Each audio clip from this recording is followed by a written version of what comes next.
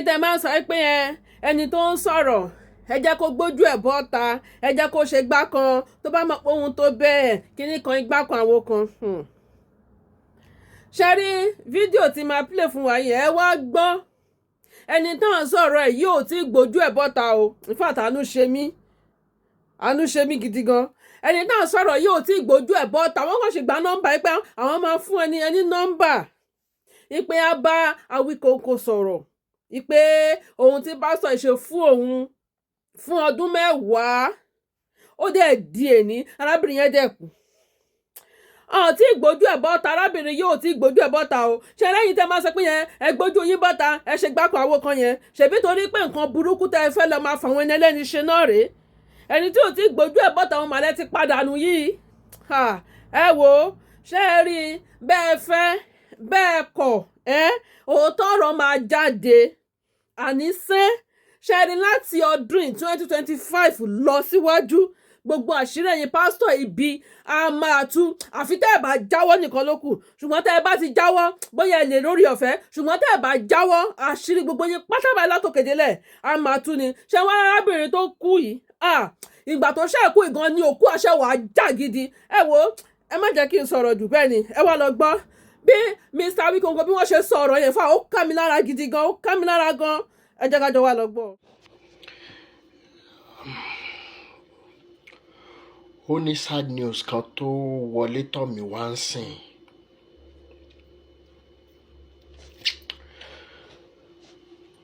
ọ̀pọ̀ tó nínú yín tó wà lórí live video pẹ̀lú wa lánàá ẹnìkan sọ̀rọ̀ nípa ẹni tí wọ́n mọ̀ tó fẹ́ bóyá ọmọ sẹ́nétọ̀ whatever arábìnrin yẹn tó fi lọ pray lọ́dọ̀ pásítọ̀ tó dẹ̀ di wípé tó fi lu ọdún 10 ní ìgbèkùn pásítọ̀ ẹ̀yin mélòó lẹ rántí?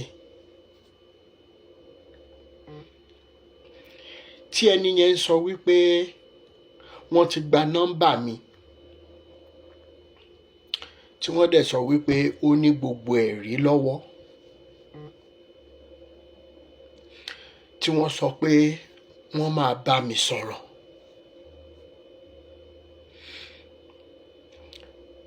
That was yesterday. ìròyìn tó ń kàn mí lára ni wípé alẹ́ àná ẹni wà lálàáfíà kò sí nǹkan kan tó ṣe. ṣùgbọ́n bí mo ṣe ń bá yín sọ̀rọ̀ yìí arábìnrin yìí ti di ẹni àgbégbìn. kì í ṣe ikú lásán dẹ̀ ló pa arábìnrin yìí.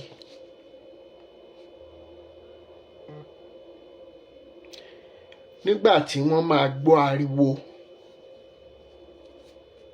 pẹ̀lú ìròyìn tó kàn mí lọ́wọ́ wọ́n ní ṣe ni ẹ̀jẹ̀ ń jáde ní ojú arábìnrin ní imú ẹ̀ àtẹnu ẹ̀.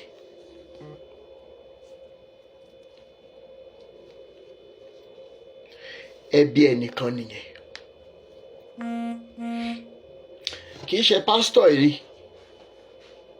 nìkan ló pa arábìnrin tí wọ́n bá ọwọ́ ẹ̀ ń bẹ. Jésù lọ́wọ́ sí ikú arábìnrin.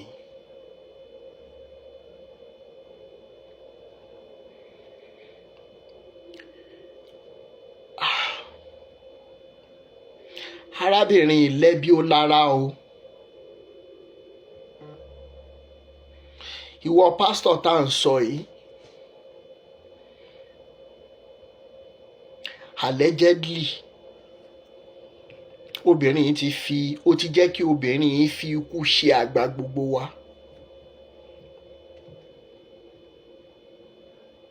ṣùgbọ́n màá sọ nǹkan kan fún ẹ̀yin pásítọ̀ amọ̀kùnṣèkà yìí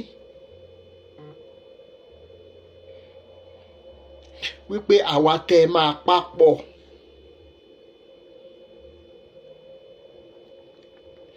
tẹ́ bá wa pa wá tán lórí ọ̀rọ̀ Jésù yìí. Ẹ dá ilé ayé yẹn gbé. Tẹ́ bá wá ṣe tán tọ́lọ́jọ́ tiyín náà bá dé, mo fẹ́ bẹ̀ yín, mo fẹ́ rọ̀ yín, ẹ ká ilé ayé yẹn dání tẹ́ bá ń lọ.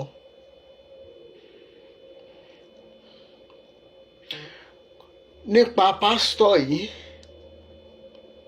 gbogbo ìròyìn tó bá ń kàn mí lára,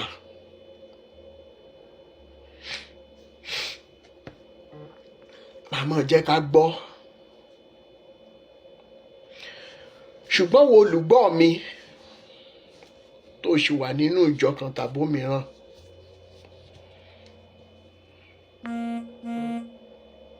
títẹni tó dé la rí o. Ìwọ tó ń pawọ́ pọ̀ pé kí wọ́n máa bu Àwíkòkò, gbogbo ẹ̀yin tẹ́jọ́ lẹ̀dí àpò pọ̀ pé mò ń bu ẹnu àtẹ́ lu Jésù. Jésù ò rí arábìnrin yìí, kò rí gbèjà. Ìwọ náà jókòó sínú ìjọ yẹn lénìí.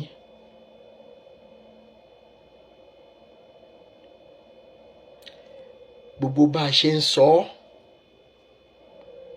ó dàbí pa ń sọ sọkúsọ. Torí wípé wọ́n ní arábìnrin yìí, ó ní a lot of things tó yẹ kó sọ.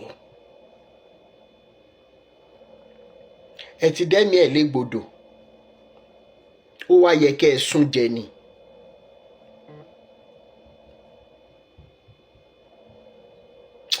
Ẹ má jẹ́ sọ̀rọ̀ jù. Ṣùgbọ́n lórí ọ̀rọ̀ ìtúsílẹ̀ yìí, ìjà ń bọ̀ kò tíì dé. Èmi ò lágbára kankan o. Mi ì ní àgbójúlé kan bó ti wùn lè mọ̀. Lẹ́yìn òótọ́, lẹ́yìn akíkanjú, lẹ́yìn wípé tá a bá dágbére fáyé ká lọ tún yàn, ká padà lọ bẹ́lẹ́dà wa. Kò kúkú sí nǹkan tá a mú wá, kò sí nǹkan kan tá a máa mú lọ. O ò bá ní 20 branches of church, o ò bá ní churches all over the world. Lẹ́yìn ìgbà tó bá lọ tán, ní tiẹ̀ gbé. Ó dìgbà náà. Ìgbà mo ti ń wò pé kí làwọn pásítọ̀ yìí kàn ń sọ lé ayé yìí dà. Ọ̀rọ̀ tí mò ń sọ fún yín, ọ̀rọ̀ 1993 ni o. Lọ̀rọ̀ tí mò ń bá yín sọ yìí o. Ó ti pẹ́ tó kẹ́ tá a fura. Bẹ́ẹ̀ ni ó ti pẹ́ tí wọ́n ti wà nínú tán ti ń de ojú many people wa, tán ti ń de ojú wa mọ́lẹ̀. Irú first born daddy mi ń sìn, wọ́n de ojú ẹ̀ títí tó jẹ́ pé kò rí ọkọ. At the end of the day, tó bá tí ìyá ẹ̀ wá wọ bíi 65 tó ti kúrò menopause, wọ́n wá nítorí pé ó fẹ́ jẹ oyè dickness, kò lè ṣaláì má wà lábẹ́ ọkùnrin, wọ́n wá gbé widow kan fún wọn nìbàdàn ní time yẹn. And by that time tán gbé widow fún yẹn, kò lè bímọ, kò lè ṣe nǹkan kan. Kó tó kẹ́wó ìgbé ayé tí wọ́n ń lò, tó jẹ́ pé wọ́n kàn bayé àwọn èèyàn jẹ́. Bàbá mi dẹ̀ sọ gbà yẹn kó tó kú. At the end of the day, di bí mo ṣe wí, woman yẹn ò ní ọmọ kankan láyé tó fi jáde. Ìgbà tó kú ọ̀dọ̀ sísà wa ló kú sí ní Festac, àwa gan la sín, àwọn ẹbí la sín. So wọn jẹ́ kó ní anything. Gbogbo nǹkan tó dẹ̀ fi àárọ̀ ẹ̀ ṣe inú chọ́ọ̀chì yẹn náà ni. Pátápátá bó ṣe travel out tó ṣe gbogbo ẹ̀ inú chọ́ọ̀chì ló ń dá gbogbo ẹ̀ sí. Nígbà tó tún kú, a tún ránṣẹ́ lọ sí Ìbàdàn pé ẹni tó joyè tó jẹ́ pé gbogbo lifestyle yín Ìbàdàn ló ti lò lọ́dọ̀ yín bẹ̀ ní Mọ̀lẹ́ Fàlàfíà ní the Apostolic Church.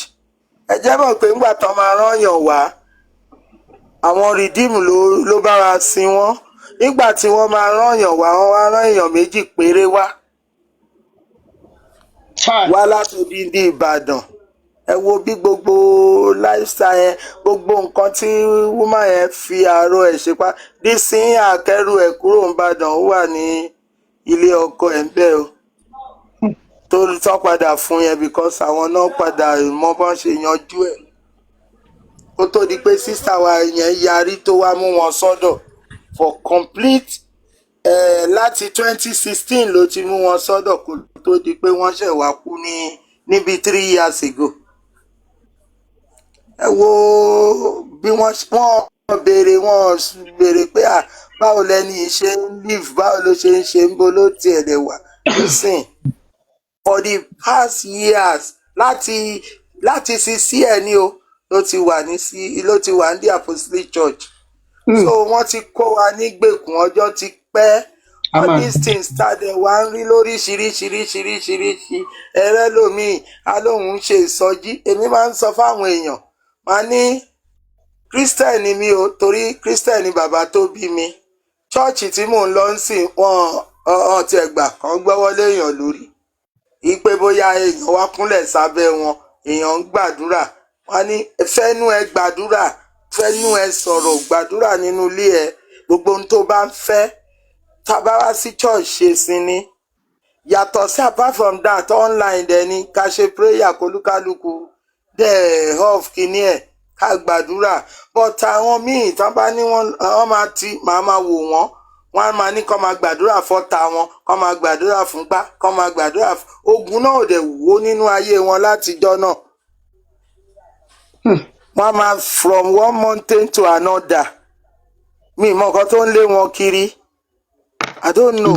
Tó bá jẹ́ wípé àwọn gatherings tí wọ́n ń pè ní church yẹn tí ì ṣe business centers kí ó dá based on humanity a wá fẹ́ bẹ̀ gbogbo wọn pátápátá pé kí wọ́n fi àdúrà gbogbogbò fún wa lẹ̀. ṣe rí àwọn youth sí gan some of them are lazy wọn ò tiẹ̀ wá mọ̀ some of them are lazy.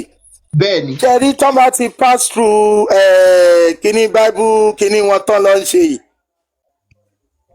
wọ́n ti gbé kọ́là sọ́rùn àwọn náà ti gbé kọ́là sọ́rùn wọ́n ti heart bí pastor ó dàbí last born mi ó ní ó lọ sàbújá lọ bá ẹ̀gbọ́n ẹ̀ kan pastor nìyẹn ṣe ó ní mọ́mì ó ní ẹjẹ́ mọ̀ pé tíyàwó ẹ̀ bá béèrè owó lọ́wọ́ ẹ̀ á ní wait for Sunday tó bá lọ sí Sunday tọba last month mi ló sọ yẹn fún mi o torí ó ṣe sáàbù tán ni òun ló ti lọ sáàbù ṣe gbogbo ẹ̀ ó wá ní ó lóun kàn wá ń wò pé ọ̀nkò wọn a máa ní wait for Sunday tán bá ti wá ń bọ̀ ǹjọ́ Sunday wọ́n á ya supermarket gbogbo owó tán bá ti dá wọn á fi ra pampers ọmọ wọn á ra gbogbo ntọ́mọ máa jẹ ntáwọn náà máa jẹ ó lóun wá jókòó ǹjọ́ kan wá ń wò pé àwọn ìyá kan wà tó ń bẹ ọsàn ta wọ́n á tún máa ní àwọn fẹ́ lọ sọ̀dá mẹ́wàá àwọn fẹ́ lọ ṣe gbá oníjọ́ kan wá pè kan ní wọn pé pásọ̀ yín live fine ẹ̀yin kílẹ̀ ń tà nínú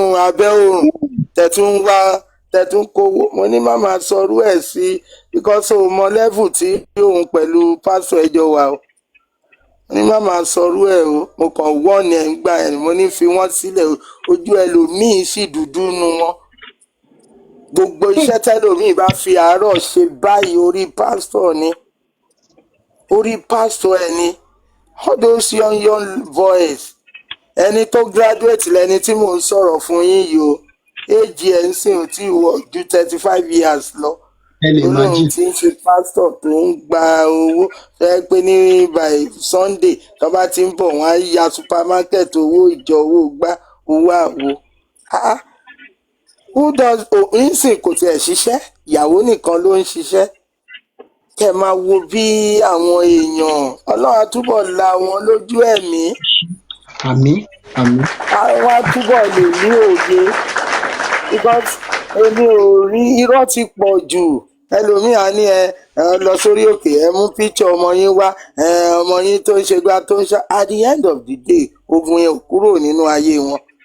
Bẹ́ẹ̀ni ẹ ṣe mo mà. lọ sọ́jà ńjọ́ kan mo lọ ra nǹkan woman kan wá ní bóun ṣe ń jí bọ̀ yìí òun ń bọ̀ látọ̀rí òkè mo ní màmá ẹ jọ̀ọ́ má bínú òdì níyín ó lóun ti lé ní 65 mo ní kílẹ̀ ń wá kiri tẹ́ ń torí òkè bọ́ síbì kan mo ní ṣé àdúrà ò ṣe é gbà nù lẹ́yìn. Ìyá mi ó ti di syndrome, ó ti di sickness sí wa lára as Nigerians. Exactly. Bó ṣe wà ẹ́ wọ́n ti fọ́ wọn lójú.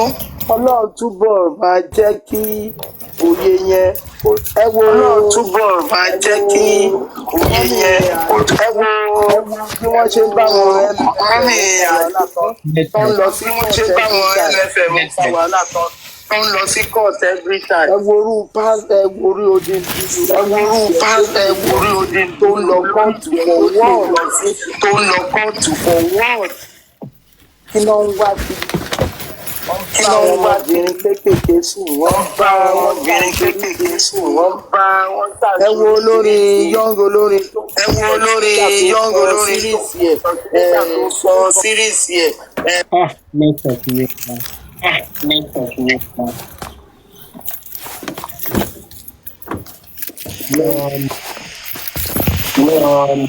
Mọ́bọ̀ Olúayé. Ẹjọ́ yín tẹ̀ wá lókè bá wa gbó. Ẹ kálẹ́ o brother. Ẹ kálẹ́. Iṣẹ́ Olúwa ṣàgbára dọ̀tun. Yes. Thank God for your life. I thank God for your life. Ọlọ́run adé ti máa dùn. Understand? Ọlọ́run adé ti máa dùn tì. Ọlọ́run adé ti máa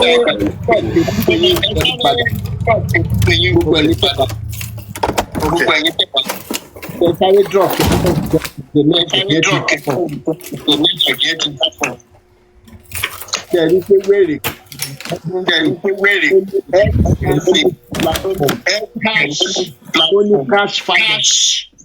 crash fire. Ẹ jẹ́ kí n sáré.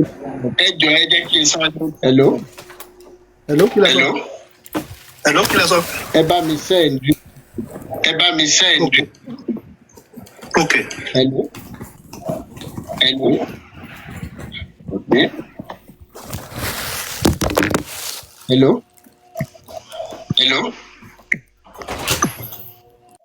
Hello. Ẹnìkan ìkan lára àwọn tó ń gbọ́ wa ni. Ẹ jọ̀ọ́ Ṣínà Olúayé ẹ bá mi send request again.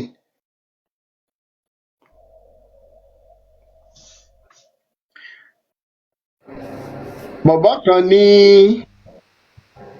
ó ní every àmì ìjẹ̀wá rí comment ẹ̀ mo ti delete ẹ̀. Ó yẹ bá mi sọ̀rọ̀ sà mo tún gbọ́ yín báyìí. Yeah. Okay, ẹ ṣe ẹ jọjọ lọ advice kan mo tí àkọ́kọ́ fẹ́ fún yín ná ẹ má tẹ bá tẹ máa wá sí Nàìjíríà ẹ má jẹ́ kẹ́ni bọ̀dì mọ̀ even lórí àwọn family yín ẹ má jẹ́ kọ́ mọ̀ ẹ má wo to the extent pé tó yẹ pé màá yẹn tó yẹ pé ó lọ owó ẹ lọ bà yín ni ẹ rò pé ó tún máa kún church ẹ̀ alọ́lọ́run ló lù pa irọ́ tó máa pa nìyẹn àwọn èèyàn tẹ̀ tún máa kún church ẹ̀ lọ ni so gbogbo rọ́ọ̀ṣì tán máa ń pa kiri ilẹ̀ tí wọ́n á sọ wọn di mini god lọ́dọ̀ àwọn èèyàn wọ́n ti brainwash àwọn èèyàn ó ti pọ̀ jù láìda bàbá kí ló ń pe máa yìí ọdún ayọ̀ bàbá love nìbàdàn dáàmà mo mọ̀ dáadáa rédíónìkì ló ń ṣe tẹ́lẹ̀ ó máa ń bá dáàdì wa tu tẹlifíṣàn ṣe lóòdì fẹ́ road you go know their place lóòdì fẹ́ road. Bẹ́ẹ̀ni. Níbẹ̀ ló wà ní sáìdì kí náà ń pè bẹ́ẹ̀ sáìdì àríṣekọ́lá ká tó dé Holy Trinity. Bẹ́ẹ̀ni. Gbogbo bẹ̀ yẹn kò inú yàrá kan ló ń gbé ń bẹ̀ before you know Àgbàlá Ìtura ló ń lọ ń gbà yẹn tó ń ṣe wọ́n joy your starlight mo mọ wọ́n nà wọ́n lóbi jẹ́ kí ni àtìyàwó ẹ̀ sí èsì Àgbàlá Ìtura ló ti mọ ara wọn náà ti pàdé ara wọn so atrocity máa tiẹ̀ kọ́ mi tó tiẹ̀ pọ̀ kò tiẹ̀ ṣe é sọ rárá kò ṣeé sọ mo ní girlfriend kan gbà kan ìyẹn lọ ṣiṣẹ́ ní school ẹ̀ ńgbà yẹn ó ní bó ṣe mú un wọnú ọ́fíìsì yẹn tó bá fẹ́ máa gbowó ju àwọn yòókù lọ má wọ́n rí mọ̀ bó ṣe máa ṣe kíní kankan tíyẹn sá mọ́ lọ́wọ́ ó dẹ̀ jì jẹyàn lówó oṣù I'm telling you. ìyẹn bàbá lọ́ọ̀fù yìí náà. Yes. ìyẹn bí yẹn ṣe bá tẹ lọ dìbò ọmọ yẹn ti lọ síbi gíga tẹ ní Amẹ́ríkà lọmọ yẹn wà nísìn pẹ̀lú ọkọ ẹ̀ nísìn. Good. ṣé ẹ understand ọmọ yẹn ló sọ fún mi nígbà yẹn mo mọ atrocity tó ti commit so wọ́n ti fi kíní ẹ̀ brainwash wa ẹ̀rọ àwọn funnest tó tún máa ń ṣe ní pé àwọn pásítọ̀ yìí instead tí wọ́n fi máa gba àwọn èèyàn kọ́ máa ṣiṣẹ́ wọ́n á ní pé workers wàá ṣe usher wàá ṣe pákà tó máa pákà àwọn tó ń ṣe mọ́tò àwọn tó máa sweep irú àwọn tó ń sweep yẹn tó wọ́n sọ fún wọn sọ́ndà yìí pé wọ́n jẹ́ workers yẹn wọ́n ṣe máa sanwó fún wọn wọ́n employ àwọn èèyàn mẹ́rin they won't do that. ẹjọ yìí bàbá ti gbé sókè bàbá wa mute immediately ẹjọ ìpínlẹ̀ ọ̀dọ̀ yìí náà ní bó ṣe yẹ kó ẹjọ. ìmọ̀ ní nípa. so ìkà náà fáwọn èèyàn ṣe ẹwọn fọ́nẹ́sì nígbà tí mo ṣe December ní France ní December 31st wọ on the 1st tẹ bá rí àwọn èrò ní Everton yẹn àwọn èèyàn lọ ń sùn bẹ̀ fọjọ́ méjì ni tí wọ́n da gbogbo street yẹn kò sí mọ́tò tó ń kọjá bẹ́ẹ̀ wọ́n ṣe carnival ni mo á dúró mo ní nàìjà mi mo ní ìṣòro la máa lọ báyìí nísìnyí ìṣòro náà máa lọ àwọn èèyàn wá from all over the world náà wá síbẹ̀ yẹn lórí irin lásán tán tó jọ owó náà dẹ̀ ń pa ń bẹ̀ you can imagine bọ̀ọ̀dọ̀ wa chọ́ọ̀chì ní látàárọ̀ títí dalẹ́ tó wá ti kù 7 days to the end of the year láti wà nínú ṣọ́ọ̀ṣì bí ìgbà yẹn pé on the first ní ayé máa parẹ́ ni nígbà tí wọ́n bá ti wọ tí on the first yorùbá bá tí new year yorùbá bá wọn jọ bí ìgbà yẹn pé wọn ò ní survive ní yà yẹn ni COVID-19 ló já èmi COVID-19 ló já mi pátápátá àtẹ̀wọ̀n àwọn ọ̀rẹ́ mi tó mo believe pé tí n bá ti lọ church week yẹn kò lè balance àfi bọ́ ṣe sẹ́wà mọ́lé ní Nàìjíríà lábàá di pé a máa wá a lọ ṣọ́ọ̀ṣì a mọ̀ survive a mọ̀ tí ẹ̀ ń dán sí gan mọ̀ ní ẹ̀kọ́ bí àṣírí yín tú so brother mi carry go kò sí nǹkan tó máa ṣe yín lágbára Ọlọ́run àti já mọ́ ọ lọ́wọ́. ẹ ṣé bàbá mi thank you so much. Baba Love kò ráyè káyè tó náà ti pàṣẹ ọjọ́ ìṣèlérí sí bàbá káàkiri tó bá yẹ pé Ọlọ́run tẹ́ ti present sáwọn èèyàn látọdún ìtẹ́ ń gbàdúrà sí tó bá yẹ pé Ọlọ́run yín ń gbàdúrà ni kì í ṣe àwọn members yín ló tún yẹ kó máa dúró de miracle alert ó mi ń pa yín àtọ́lọ́run yín tẹ́ ẹ̀ introduce sáwọn èèyàn olórí burúkú èèyàn aláyébàjẹ́ ni gbogbo ẹ̀yin olùṣù lórí burúkú àṣírí Yusuf Remi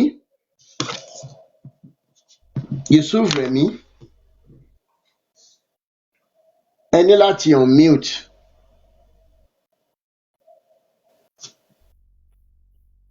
Dọlápọ̀ Dámiláre Ọládẹjọ tẹ́ bá fẹ́ sọ̀rọ̀ lórí Baba Love tá a dárúkọ ọdún ayọ̀ Baba Love olórí bui ẹ lè bá mi send WhatsApp tí mo ń bọ̀ ẹ bá mi send WhatsApp tí kí n pè yín wọlé lórí +234 80 9290 6250. ok. ẹ kálẹ́ sà. ẹ kálẹ́ ìyá mi ẹ bá gbóhùn sókè. ẹ kú ètò sà. yes ma. Èdùmàrè oníjẹ́ kan rí mú o. àṣẹ Èdùmàrè. ẹ rọra sà ẹ jọ mo fẹ́ contribute nípa ọ̀rọ̀ Olúalọ́. ok ẹ bá wa sọ̀rọ̀ à ń gbọ́ yín. torí mo ti ń gbọ́ program yìí dáadáa but ẹ̀rù ń bà wá láti sọ̀rọ̀ sà. ok. ọ̀rọ̀ wà nínú àwọn èèyàn but ẹ̀rù ń bà wọ́n bọ́ alẹ́ yìí mo kàn wò pé ọ̀rọ̀ táwọn èèyàn ń sọ ó ń fún mi ní jíńjà ló jẹ́ kí mi náà fẹ́ contribute nínú ọ̀rọ̀ yìí. yes sir ṣe rí ní mi ò tiẹ̀ mọ̀ nǹkan tó ń ṣe àwọn èèyàn ní country wa yìí bóyá àwọn ò gbọ́ nǹkan tó ń lọ bóyá etí dẹ̀ ń dùn wọn ni because the last time ọ̀nà mi máa ń gba ibẹ̀ tí mo kọjá ní church Jesus ti wọn mo rí pé kò sí bánà níbẹ̀ mo rò mí tẹ̀rọ bóyá ẹ̀rù ń bà wọ́n bí wọ́n ti wẹ́ ti church yẹn but ìgbà tí mo tún bọ̀ padà mo tún bá tó ti lẹ sáńbọ̀dù David and kinní kan mo dẹ̀ tún wò pé sọ àwọn yẹn tètè máa attend program yìí sir ọ̀rọ̀ kan ṣẹlẹ̀ ní January ni ò jẹ́ kí mi fẹ́ lọ sí church yẹn mọ́ torí mo máa ń lọ tẹ́lẹ̀ ìyẹn kan ló invite mi bòmí ò nígbàgbọ́ nínú wọn torí gáyẹn gan máa ń bú mi pé ìwà kan wá church ìwà kan máa wò wá ló máa jẹun máa ní ebi ló ń pa mí mi lè jẹ́ kó yìí kọ́ mi ẹni yẹn wọ́n ló jáde bọ̀ láti ilé àánú ni mọ́tò dẹ̀ gbá ní títì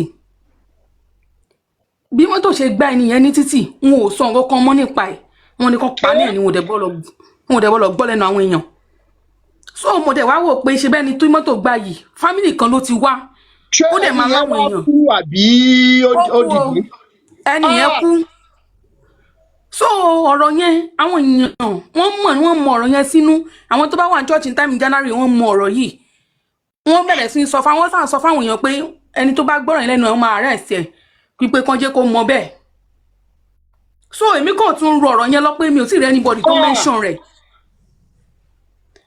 so wọ́n tún wá jẹ́ èèyàn kan tó ṣe wípé ìgbà kan wọ́n náà ṣe kánsẹ́lì o ọ̀rẹ́ mi tiẹ̀ jókòó pé yá ìwọ náà tiẹ̀ ṣe kánsẹ́lì lẹ́nìí èmi ṣàyìn mu sí pé mi ò lóògùn mo ò lè rìnà sí mi àwọn èèyàn ṣáà ń tò wọ́n ń tò ó tò kó kàn mí báyìí náà dìde bó ṣe dìde bá àwọn èèyàn sá jọ̀nàjọ̀nà ni everybody ń sá fún wọn ẹ̀rù ń bá àwọn èèyàn náà pariwo ẹ kúrò bẹ́ẹ̀ yẹn o ẹ kúrò bẹ́ẹ̀ mo ní kí ló ṣẹlẹ̀ ṣé pásítọ̀ náà ló ń ṣe bí eléyìí bẹ́ẹ̀ ni ẹ̀rù yẹn wà lára wọn níbi páwọn èèyàn ń bẹ̀rù wọn níbi páwọn ìyá arúgbó gan wọn ṣubú léra wọn ẹ má para yín o ẹ má para yín síbí báyìí o kẹlẹ wá bí jókòó sẹ́yìn ìyàwó wọn yìí.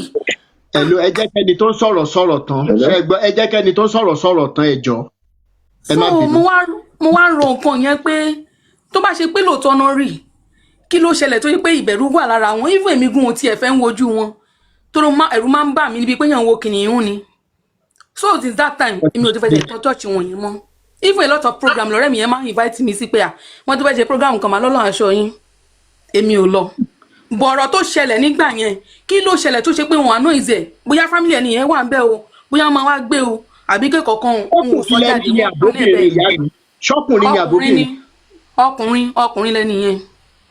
ó kúrò ní ilẹ̀ àánú mọ́tò jẹ́ ó kúrò ní àánú bẹ́ẹ̀ ni èmi tẹ́ ń jẹ níta lọ́jọ́ ìmúgbọ́ táwọn èèyàn sọ pé bọ̀bọ́ yìí dẹ̀ ń pín bẹ́ẹ̀ yẹn lẹ́ẹ̀kan ni o ṣe get so a lot of ọ̀rọ̀ ló wà nínú àwọn èèyàn tó ṣe wípé wọ́n paná ẹ̀ sínú ẹ̀rù ń bá wọn àti sọ̀rọ̀ èmi dẹ̀ mọ̀ wípé láṣẹ Èdùmàrè ọfà burúkú ò ní bá wà torí bí ó ṣe dá là ń sọ. mo fẹ́ sọ kankan tí wàá lé ní gbogbo ẹ̀yin tí wọ́n ti dúnkokò mọ́ tí olú alọ́ ti dúnkokò mọ́ allegedly lórí òkè ẹ̀ nígbà tó allegedly wá gbé obìnrin yẹn kúrò pẹ̀lú ọmọ allegedly ó ti yé yín wọ́n wá ní òkòkò mọ́ yín wípé ẹ gbúdọ̀ sọ̀rọ̀ pé kinní kan máa ṣẹlẹ̀ kinní kan mo fi títóbi Elédùmarè dá yín lójú wípé sẹ́ níwọ̀n ìgbà tó bá jẹ́ wípé ẹ ní ẹ̀rí ọkàn ẹ̀tọ́ ọmọ ìlú náà dẹ̀ lẹ́yìn náà fẹ́ jà fún wípé ká lè bọ́ nínú in tó ń ṣẹlẹ̀ yìí mo fẹ́ fi dá yín lójú wípé kò sí nǹkan kan tí ó ṣe yín kò sí nǹkan kan tí ó ṣe yín ìdúnkokò mọ́ni lásán ni tó bá jẹ́ wípé ewé àtegbò wọn gan ń jẹ́ tàbí pé bóyá Ọlọ́run wọn kankan ń pa ẹnì kankan irú mi yóò lè ṣe láyé mọ́ mi ìdẹ̀ special I just have that strong mind pé òótọ́ ló máa lékè agídí àti òótọ́ dẹ̀ bà ogun jẹ́ gbogbo ẹ̀yin tẹ́ wá wà lórí òkè yẹn pẹ̀lú ẹ̀yin pásítọ̀ tí ẹ mọ gbogbo ohun tó ń lọ tẹ́rù ń bà ìtẹ́ ẹ̀fẹ̀ jẹ́ ká mọ̀ lẹ́nìí á mọ̀ lọ́la ṣe bọ́lọ̀ ní ẹgbẹ̀rún Samuel Samuel lọ́wọ́ ìyá mi dáadáa mo really appreciate yín n máa bá yín sọ̀rọ̀ lẹ́yìn ìsìn n máa DM yín ìṣòye yín. bẹ́ẹ̀ni sá ó ti yé mi sá. mo ti máa bá yín sọ̀rọ̀ mi ìfẹ́ tó ń ṣe oúnjẹ máa bá yín sọ̀rọ̀ lẹ́yìn ìsìn máa DM yín. Yes. ẹ kú ètò. Pure Heart. Yes. ẹ ká sọ o. ẹ dúró ná Pure Heart ẹni tó wà lókè user kíni ná kí lẹ fẹ́ sáré sọ náà. èmi mo wà ń bì. ok Pure Heart ó yẹ sáré sọ̀rọ̀ ẹ má bí. ẹ kú iṣẹ́. Yes sir. nǹkan tẹ́mi kàn lè encourage àwọn èèyàn tí mo fẹ́ encourage àwọn èèyàn mi tiẹ̀ ní experience kankan because náà kò ń ṣe pé èèyàn náà special bẹ́ẹ̀ ṣe sọ yẹn náà but Fẹlá ti kọrin pé if you dey follow make you open sense bóyá orin ẹ̀ tèmi máa ń múlò àti àwọn ọgbọ́n díẹ̀díẹ̀ téèyàn ń lò náà ni so kí àwọn èèyàn wa ọ ní àyà ní ojú ogun lọ kò sí nǹkan tí àwọn pípù yìí tó ń rọ́fà yín economy gan ó ti fail yín already ní Nàìjíríà èmi sọ̀rọ̀ Nàìjíríà ń sìn so ẹ má máa rò pé bóyá miracle kan fẹ́ ṣẹlẹ̀ níbì kankan ìlú tí system ò ti work dáadáa kò sí nǹkan kan gbogbo nǹkan tí àwọn èèyàn máa go through náà nìyẹn pé wàá wò pé òṣìṣẹ́ kò sówó kinní kan so kò sí nǹkan kan tí pastor lè ṣe nǹkan kan tó lè offer yín náà ni pé tó bá lè turn economy around bóyá rú ń sìn kí wọ́n máa ra báàgì rice ní 6,000 5,000 kí gbogbo àwọn nǹkan tí wọ́n lè ṣe fún yín nìyẹn tó bá yẹ pé lóòótọ́ wọ́n ní nǹkan tí wọ́n lè offer yín so nǹkan tí mo fẹ́ sọ ní then mi ò tiẹ̀ sọ̀rọ̀ South Africa Mr. Rotimi nǹkan tí ẹ tún bá wa mójútó eré àyò àwọn ará bíi ọdún wọn ti wà ń bínú káwá tó débí but experience tí mo ní ní Western world lápá bíi ni pé mo rí pé warehouse ń sìn lọ́ máa ń rà bóyá máa ń rà bóyá máa ń lìsì ẹni tó ń sọ di church mo attend kan nígbà tí mo dẹ̀ débẹ̀ mo dẹ̀ rí pé ní city yẹn kẹ̀rí àwọn èèyàn gan tó jẹ́ Nàìjíríà even though ẹni tí a jọ lọ àwọn bíi 4-5 wọn ò níṣẹ́ but pastor eléyìí ó lọ ra warehouse tó yẹ káwọn èèyàn kó jẹ́ ibi iṣẹ́ ó wá fi ṣe church níbẹ̀ yẹn wá wà bíi bóyá bíi more than 200 people tó ń worship but mo rò pé tó bá yẹ pé warehouse yìí ń sìn factory ló fi ṣe more than bíi 100 people ló máa ṣiṣẹ́ ń bì so ìyẹn náà ká mójútó eré àyẹ̀wò àwọn ará bíi náà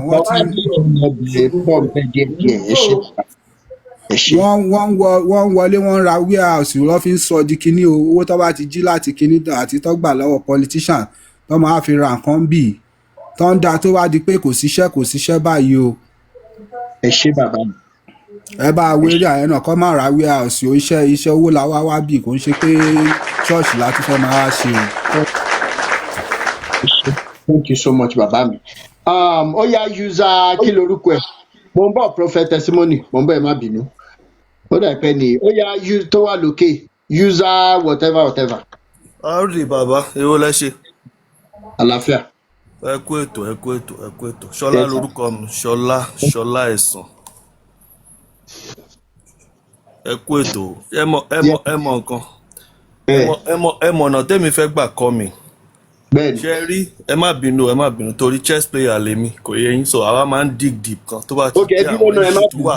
ẹ má bínú ó dà pé bátìrì ẹni ìfẹ́ kú ẹ má bínú mo ń bọ̀ hello mo ń bọ̀ ìgbàsọ̀lá hello sir. ẹ káalẹ́ sà. ẹ káalẹ́.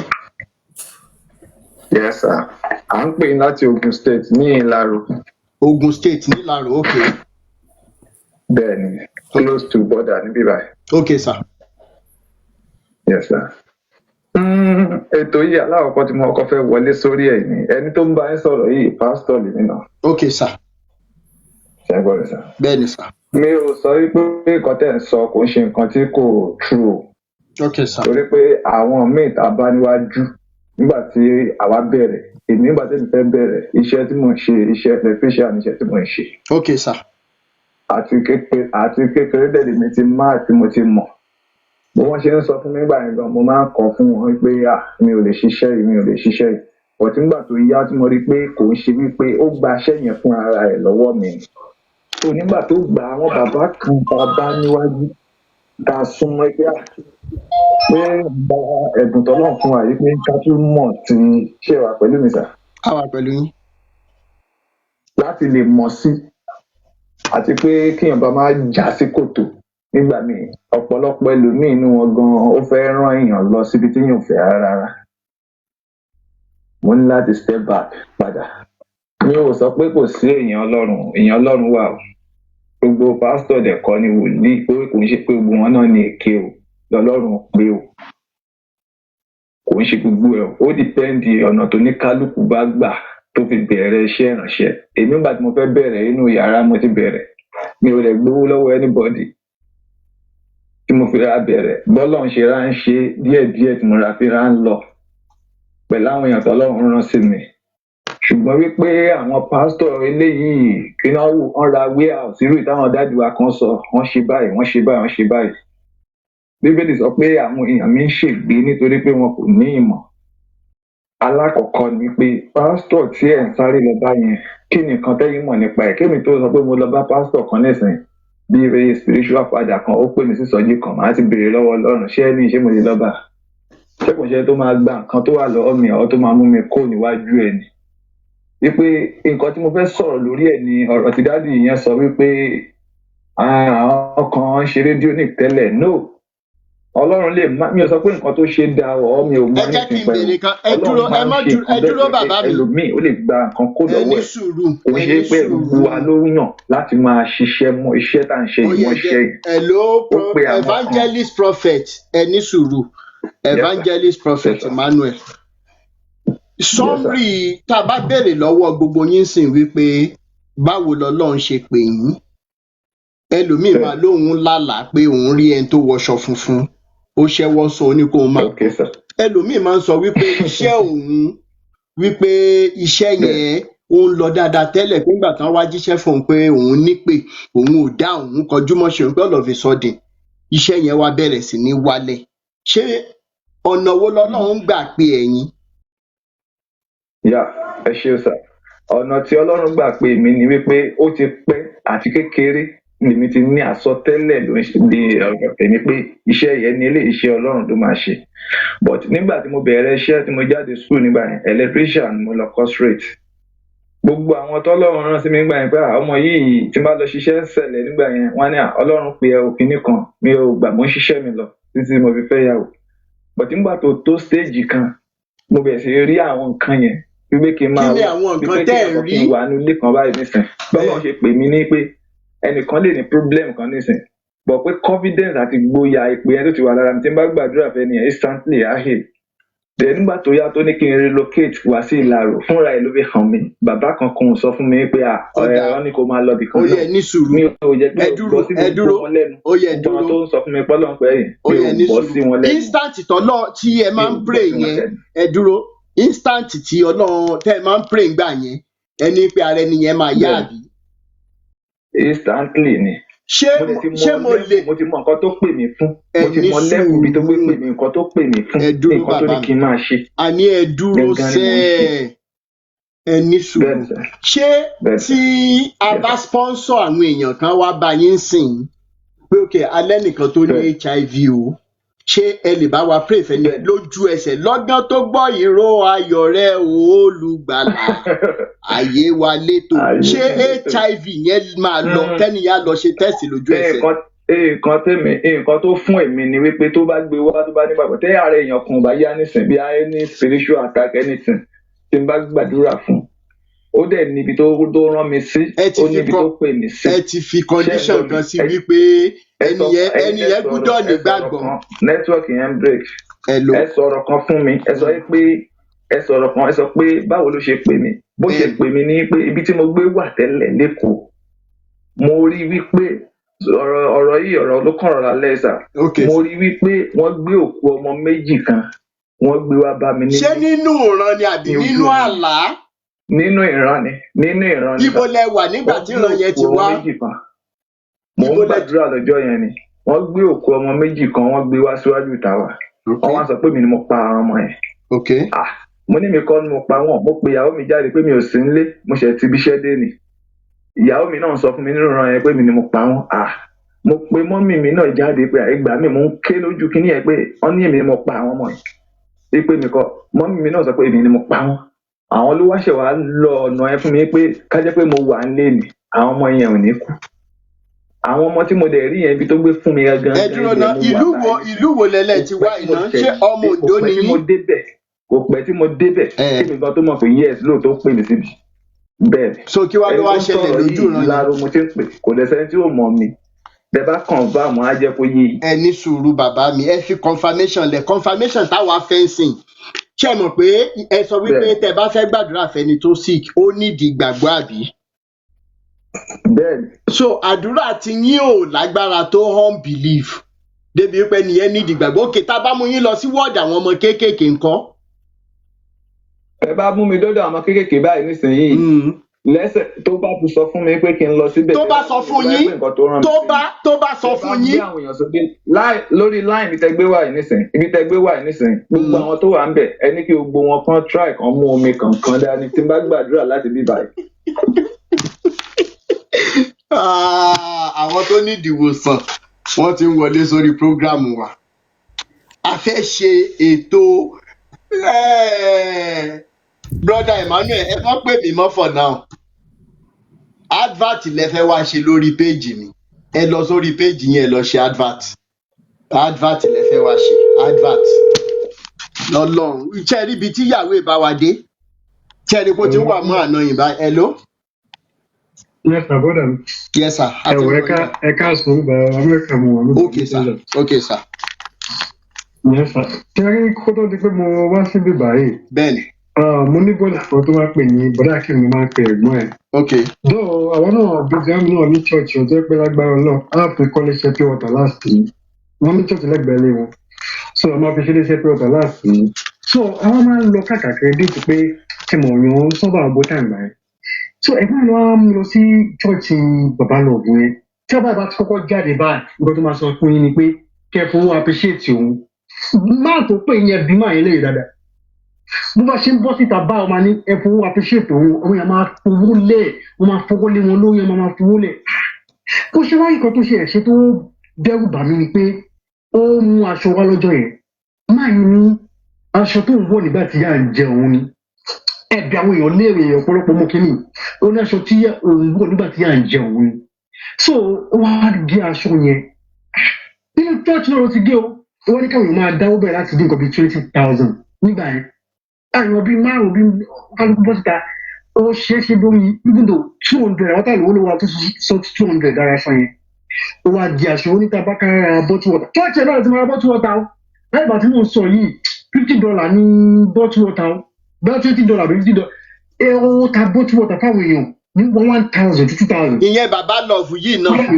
bàbá lọ́ọ̀fù yẹn náà báyìí ó lẹ́nu ọlọ́run wà bẹ́ẹ̀ ó wá ní aṣọ tó gé yẹn ó ní káwọn èèyàn ju aṣọ yẹn kí wọ́n jù sínú omi yẹn kí wọ́n wá pèsè kí wọ́n wá mú kí wọ́n fi òkú wẹ̀. aṣọ tó ti wọ̀ rí. àjẹ́ ọlọ́run ọba tó dá mi sáyé ń gbọ́ bọ́dà mi. mi nípa wí o ó gé aṣọ máa kí ó bọ́ síta ó ní nǹkan yẹn wọ́n parọ́ mọ́ mi ẹ̀gbọ́n mi tẹ wọ́n bọ̀dá tí mò ń sọ wà láyé wọn tí kò ó gé aṣọ ẹ báyìí wọ́n ní káwọn èèyàn máa kí wọ́n gbàdúrà sí kí wọ́n mú kí wọ́n fi òkú rẹ̀ kẹ̀kẹ́ kí wọ́n wá oríṣiríṣi àwọn adótù tí ò mọ́pọlọ wá so ẹ̀gbọ́n ẹ̀dẹ́ bílíìbù nínú kíní yẹn gan wọ́n bá because àwọn bíi ìyá mi ti wà lamẹ́ka ti pẹ́ so wọ́n máa ń sẹ́ǹdì owó sí i náà pé because ẹ̀gbọ́n yìí náà gba àwọn nǹkan tí máa ń ṣe náà pé mọ́pọlọ wá ìyá ẹ ti mú ọpọlọ wọn kú gan kí wọ́n mú kíní Jésù tó yẹ pé ìbò ló máa ti móbì tí wọ́n kọ sínú kàlẹ́ndà tí wọ́n gbé síbi ilé àjọǹdónú yàrá kan gbà yẹn wọ́n máa gbé sínú ilé wọn ní Jésù olùgbàlà wọn máa kún ẹgbẹ́ yẹn ya lórí pa religion ọ̀gán tiwọn so wọ́n ra kíní yẹn wọ́n ṣe bẹ́ẹ̀ bí wọ́n ṣe ń ṣe nìyí all the time lọ bẹ̀ báyìí ẹ máa fowó appreciate máa yìí ni wọ́n máa gbó lọ́wọ́ yín bí kò ní aṣọ different kind of àwọn nǹkan tó yẹ pé ẹ máa kún sọ́lọ́run dẹ̀ di ẹni ìṣá wọ́n máa sọ fún pé dán ọlọ́run wò lára mi. kì í ṣojú lásán bàbá mi. 50,000 mọ̀ bọ̀ pẹ̀lú 100,000 naira. kì í ṣojú lásán. people are just stupid. Mọ nǹkan tí mo ṣé ní nǹkan tí mo notice nípa Nàìjíríà ẹ̀ má bínú o. Mo ti máa ń gbọ́ program yìí because mi kì í fẹ́ dá sí online store. Ṣé o sọ ni pé ṣé ẹ máa rí professor ẹ máa rí doctor tó kàwé but immediately come to religion báyìí bí wọ́n máa shut down. Bẹ́ẹ̀ni ṣé ẹ mọ̀ pé bàbá Adébóyè sọ ní ijọ́ mélòó kan sísìn pé you cannot use your brain as a Christian. You can't use it to fathom God. Bàbá sọ ibi tí wọ́n dé àwọn èèyàn mọ́ nìyẹn. Bẹ́ẹ̀ni bẹ́ẹ̀ni.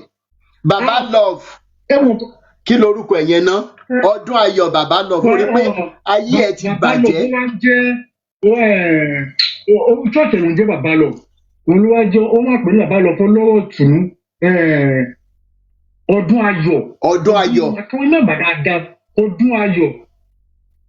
Ọdún ayọ̀ Ọlábọ̀dé ọdún ayọ̀ òun náà wà lára àwọn tó ṣe mírèkù làlá tí ń gbà yẹn Ọlábọ̀dé ọdún ayọ̀ onípáyé ẹ ti bàjẹ́ bẹ́ẹ̀ ni. Ọlábọ̀dé ọdún ìwọ burúkú ni báyìí máa ń pa tẹ bá bó ṣe máa ń fọ̀dà àwọn èèyàn ẹ̀gbọ́n tí mo sọ̀rọ̀ lọ́jọ́ ìṣẹ́ mo wá pọ̀ lọ́jọ́ mi bẹ́ẹ̀ kí n mọ̀ lọ́jọ́ ìṣẹ́ wọ́n ní wọ́n ti pọ̀ jù láti jọ́ ní ẹ̀ṣẹ̀ lánú wọ́n ní bí kó ní ká máa màkísà kó ní different can ó lè ní kẹ́ra kándù tí wọ́n tà $10 wọ́n ní kẹ́ra kándù ó lè bẹ̀rẹ̀ láti 20,000.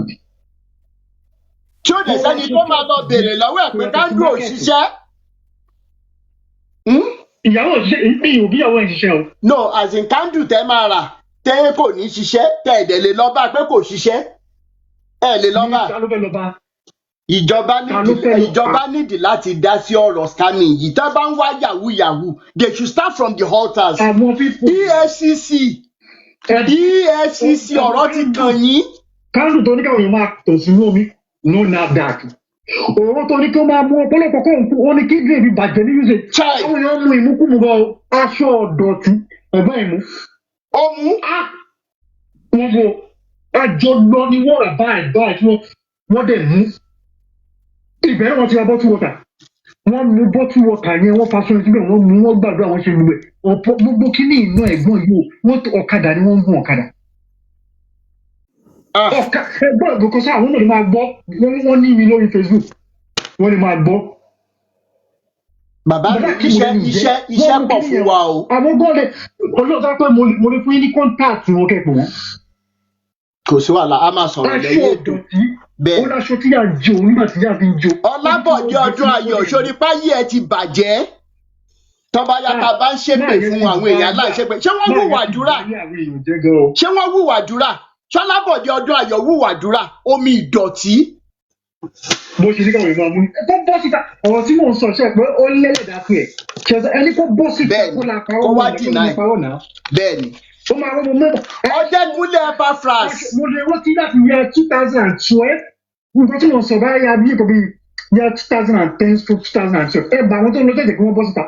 Ọdẹ́kúnlé Epaphras ìwọ náà ń ta mi ṣó omi ẹ ní NAFDAC number ẹ̀yin olórí burúkú àṣìírè rádaràda ṣó mi ẹ ní NAFDAC number.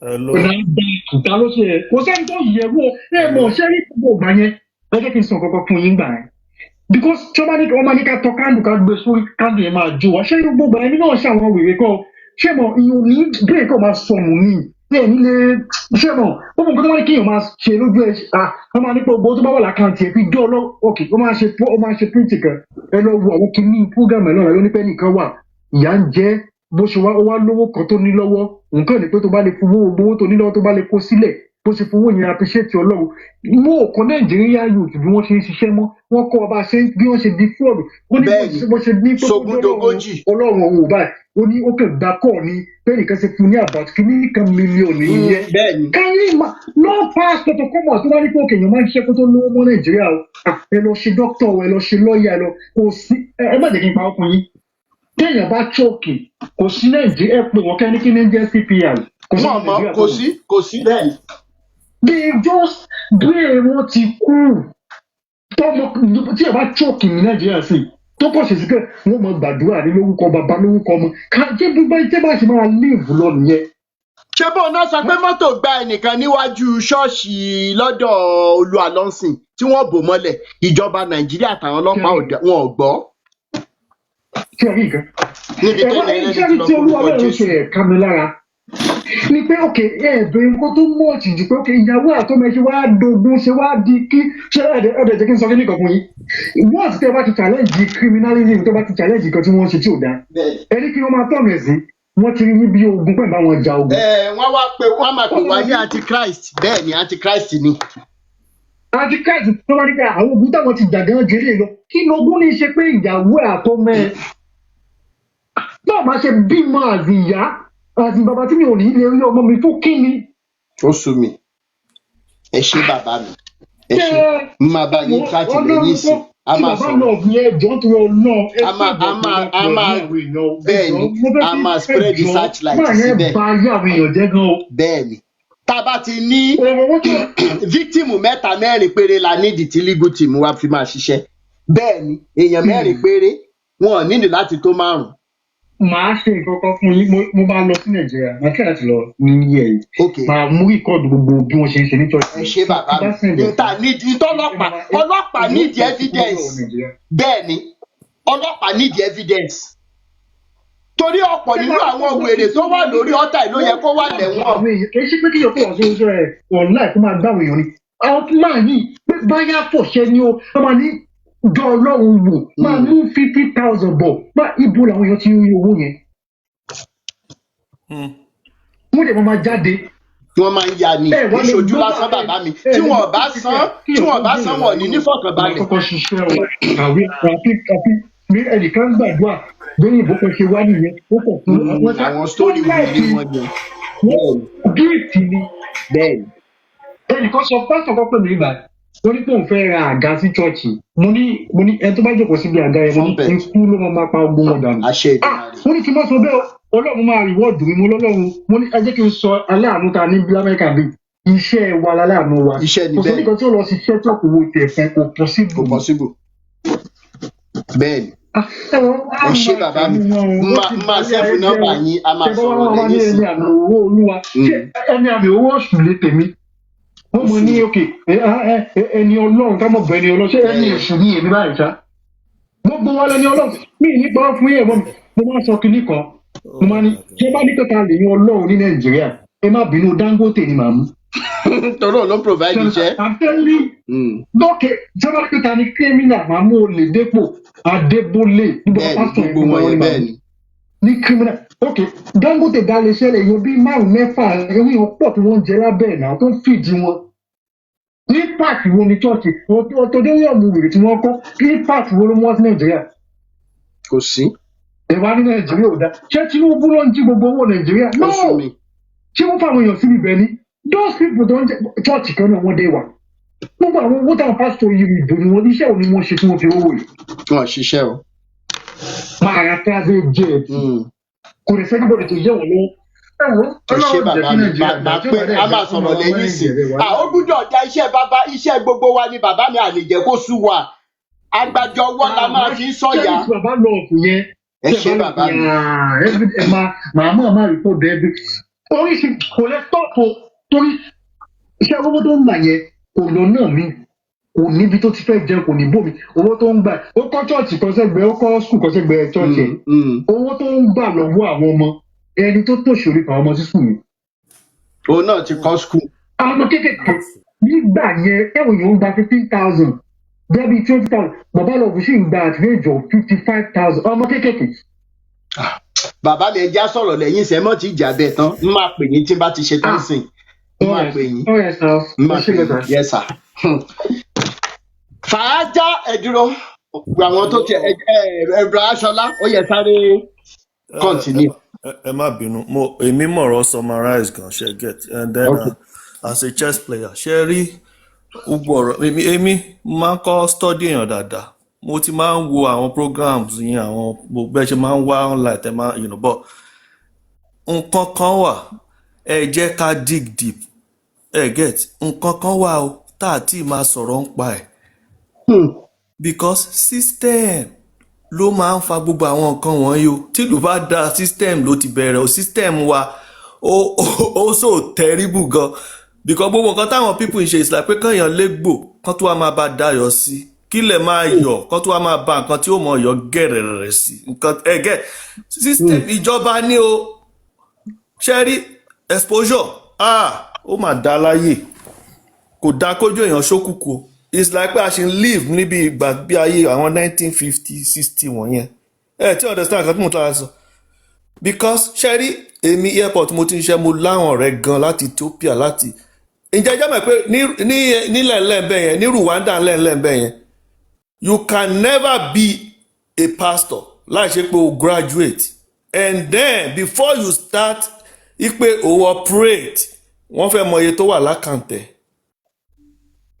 ní ńlẹ̀ yẹn so ńgbà tá gbogbo tá bá ti àlá àwọn charlatan tó yẹ pé wọ́n lo oko wọ́n lo odò wọn ò rí kan ṣe wọ́n kàn àsáwọ̀ ni most of them ṣe ti understand àsáwọ̀ ni most of them tó yẹ pé ìmí gẹ́gẹ́ bẹ́ẹ̀ ṣe sọ talent ni mo láwọn tó yẹ pé tó bá kóòtù bá bù fún yín bá ẹ̀rọ bóyá àwọn àtọ́lọ́hún wọ́n mú létí ra ni ṣe mọ̀ talent kan náà nìyẹn tó dẹ̀ ń lò tó fi ń da ayé tó fi ń ba ayé jẹ́ because bible tèmítèmí mọ̀ ọlọ́run tèmítèmí mọ̀ ọlọ́run ìfẹ́ ni get do good unto one another period gẹ́gẹ́ bí iṣẹ́ tẹ̀yin ṣe ọlọ́run dẹ̀ máa fún yín ṣe. ẹ má bẹ̀rù ọmọ akí ò gbọ́dọ̀ ṣojo get nàìjíríà dẹ̀ dá o jẹjẹ mọ̀ àwọn kan ló gbé wa dé position yìí o and then tá a bá wa tẹra mọ́ náà a máa bàjẹ́ lọ sí ni. bẹ́ẹ̀ni. so because èmi gẹ́gẹ́ bí ẹnìkan tí bá sọ tèmi wàláì kí ni time sọ ń bí tá a wà 5:20 lamẹ́ríkà ń bíbà ní city tí mo wà mí fẹ́ dárúkọ wàláì 5 a.m. mi ò tí ì parí ẹ̀ ó dídí ẹ̀mí bọ́ sí mi tó dídí ẹ̀mí bọ́ mà ní most of them ti kú, wọ́n ti kú dànù, àwọn ìyá àdúrà bàbá àdúrà, àwọn olórí burúkú tó jẹ́ pé ìrandíran wọn wọn ò ní jẹ́ nǹkan kan mọ́ lórí èèpẹ̀. àṣẹ Èdùmàrè, àṣẹ Èdùmàrè. tí òun ṣe kò máa ń ṣe kéré mi, ẹ mọ̀ gullibility apart, àwọn nǹkan tó ń ṣe ibi tó ń wọ̀ tó ráwa ọmọ Èkìtì lèmi get èmi dẹ̀ àwọn mo gbókorí dáadáa. nǹkan bẹ́ẹ̀ agbára wà níbi tó wà. ó wà o. but ẹnìkan wà tó ju everybody lọ, òun ni master yẹn sẹ́, òun náà wà níbi tó wà o. bẹ́ẹ̀ni. òun dẹ̀ ló ń ṣalákòóso everything, tí nǹkan bá dún òun ló ní kó dún. but area yẹn tí mo mẹ́nu bà ráńpẹ́ yẹn òun gangan. Yeah, it's the system. So in collaboration pẹ̀lú ẹ ti understand pẹ̀lú ẹ̀yin tẹ̀sán láti ẹ̀ sì pé ok àwọn ọlọ́pàá kankan bọ́ a mọ̀ pé gbogbo wọn ti wà corrupt náà pé irú kankan, but tí èyí tá a bá ti sinmi tá a dákẹ́ nǹkan yí pé ṣe rí Amẹ́ríkà tá a wà yìí kò ṣe bẹ̀rẹ̀ náà báyìí ẹ mọ̀ change máa ń wá wẹ́rẹ́wẹ́rẹ́ ni, and then nothing changes if nothing changes. táwọn èèyàn tó bá yẹ kán gbóhùn sáfẹ́fẹ́ tó bá ń dákẹ́ kí ok change wo la fẹ́ mú wáyé. That is my question. Just keep going, keep keeping up. Kò sí kíní kan ò lè ṣe. Aláyélúwà ó wà lórí ìtẹ́ ẹ̀, kò sí bó ṣe fẹ́ jẹ́ láyé. Téèyàn bá ti wà lórí òótọ́ dúró títí láé ni. Bẹ́ẹ̀ni. Èkìtì lèmi ẹ má bínú o, bàbá mi Èkìtì, ìyá mi Èkìtì, a máa ń lágídí, kì í dẹ́ ṣe pé alágídí àfẹ́ cheating ni. Bẹ́ẹ̀ni ẹ ṣe bá. Àti ẹ̀ ń fẹ́ cheating ni, ẹ gẹ̀tẹ̀, àfẹ́ cheating ni. Wọ́n ti ṣẹ́rí. Ẹ ṣe ẹ jẹ́ kí n tó pe ẹnìkan wọlé láti apá bíbà ẹ kó tó kan another person bíbà ẹ. Alẹ́ rẹ̀bẹ̀ lálẹ́, ohun ojú mi ìrí o. Bàbá ò gbọ́dọ̀ gbọ́ ò lálẹ́ rẹ̀bẹ̀ lálẹ́. Hello. Hello, ẹ kálẹ́ sọ. Ẹ mọ̀ kálẹ́ bàbá mi, ẹ bá wa dá ṣètò pàápàá. Ẹ kú ètò sá. Yes sir. Yes sir, ẹ kú iṣẹ́ Ọlọ́run máa fún wa ṣe. Àṣẹ Èdùmàrè bàbá mi. Ẹni tó ń bá yín sọ̀rọ̀ yẹ evangelist lẹ́nu.